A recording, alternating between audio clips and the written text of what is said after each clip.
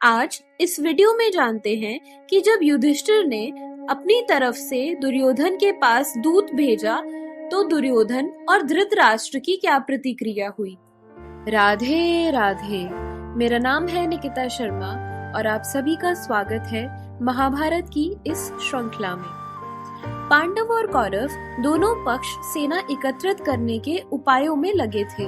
पांचाल देश के पुरोहित दूत बनकर हस्तिनापुर आए थे। उन्होंने संधि प्रस्ताव रखा।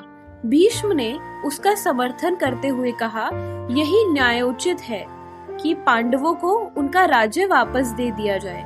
भीष्म की बात कर्ण को अप्रिय लगी। भीष्म ने उसे चेताया, यदि युद्ध छिड़ गया तो उसमें दुर्योधन आदि सबको पराजित होकर मौत के मुंह में जाना पड़ेगा।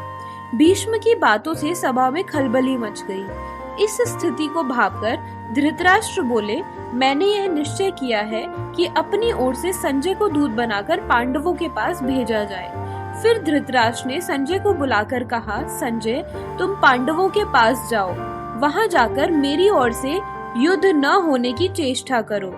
संजय उपलब्ध के लिए चल दिए। वहां युधिष्ठिर को प्रणाम करके बोले, धर्मराज, महाराज धृतराष्ट्र युद्ध की बात नहीं करना चाहते, वह तो आपसे मित्रता चाहते हैं। संजय की ये बातें सुनकर राजा युधिष्ठिर को बहुत प्रसन्नता हुई। संजय ने बताया, महाराज युधिष्ठिर, धृतराष्ट्र के पुत्र ना तो अपने पिता की बात पर ध्यान देते हैं और ना पितामह भीष्म की सुनते हैं। आप सदा से ही न्याय पर स्थित हैं। आप युद्ध की चाह न करें। युधिष्ठिर बोले, संजय, महाराज धृतराष्ट्र से मेरी तरफ से निवेदन करना कि वे हमें कम से कम 5 गांव ही दे दें। हम उसी में संतोष कर लेंगे। हम संधि करने को तैयार हैं। युधिष्ठिर का यह संदेश लेकर संजय हस्तिनापुर के लिए रवाना हो गए। राजसभा में जाकर उन्होंने युधिष्ठिर का संदेश सुना दिया। संजय की बात सुनकर भीष्म धृतराष्ट्र से बोले, राजन, कर्ण जो बार बार पांडवों को खत्म करने की डींगे हाँक रहा है, उसमें कोई दम नहीं है। पांडवों की शक्ति का 16वां हिस्सा भी उसमें नहीं है। दुर्योधन उसी के कहने में चलता है।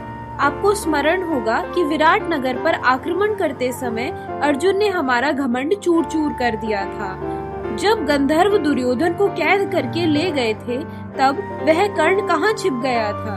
अर्जुन ने ही दुर्योधन को गंधर्वों की कैद से मुक्त कराया था। धृतराष्ट्र ने भी दुर्योधन को समझाया, भीष्म पितामह की बात पर ध्यान से गौर करो, युद्ध न होने दो, संधि करना ही उचित है। दुर्योधन ये सब बातें सुन रहा था। वह बोला, युधिष्ठिर हमारा सैन्य बल देखकर घबरा उठे हैं, अतः अब आधा राज्य छोड़कर केवल 5 गांवों की मांग कर रहे हैं। युधिष्ठिर का मन भयभीत है। अब दुर्योधन बुरी तरह चिढ़ा हुआ था।